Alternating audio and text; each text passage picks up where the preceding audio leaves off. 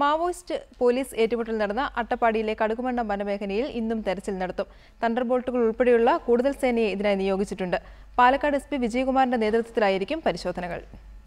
ഇന്നലെ മാവോയിസ്റ്റുകളുമായി വെടിവെപ്പുണ്ടായ കടുകുമണ്ണയിലും സമീപ വനപ്രദേശത്തുമാണ് പോലീസിന്റെ നേതൃത്വത്തിൽ തിരച്ചിൽ നടത്തുക. തണ്ടർബോൾട്ടും നക്സൽ വിരുദ്ധ സേനയും സംയുക്തമായാണ് പരിശോധന നടത്തുന്നത്.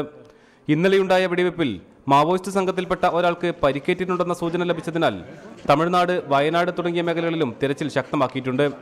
അട്ടപ്പാടിയിലെ കുറുമ്പ ആദിവാസി ഊരുകൾ കേന്ദ്രീകരിച്ചും തിരച്ചിൽ നടത്തും. ഇതിനു പുറമെ വാഹന പരിശോധനയും മറ്റും കർശനമാക്കാനും പോലീസ് തീരുമാനിച്ചു. പാലക്കാട് SP വിജയകുമാറിന്റെ നേതൃത്വത്തിലുള്ള പോലീസ് ഉദ്യോഗസ്ഥരും അട്ടപ്പാടിയിൽ ക്യാമ്പ് ചെയ്യുന്നു. കഴിഞ്ഞ ഒരു വർഷത്തിലേറെയായി മാവോയിസ്റ്റുകളുടെ സാന്നിധ്യം ഈ മേഖലയിൽ സ്ഥിരീകരിച്ചിട്ടുണ്ടെങ്കിലും ആരെയും പിടികൂടുന്നതിന് പോലീസിന് സാധിച്ചിട്ടില്ല. ഈ കാലയളവിൽ silent Valley forest range office ഉൾപ്പെടെ ആക്രമിച്ച് മാവോയിസ്റ്റുകൾ പോലീസിനെ വെല്ലുവിളിക്കുകയും ചെയ്തു. അട്ടപ്പാടിയിൽ നിന്നും തമിഴ്നാട്ടിലേക്കും വയനാട്, മലപ്പുറം ജില്ലകളിലേക്കും രക്ഷപ്പെടുന്നതിന് കാട്ടുവഴികളേറെയുണ്ട് എന്നതാണ് പോലീസിനെ വലയ്ക്കുന്നത്. റിപ്പോർട്ടർ, പാലക്കാട്.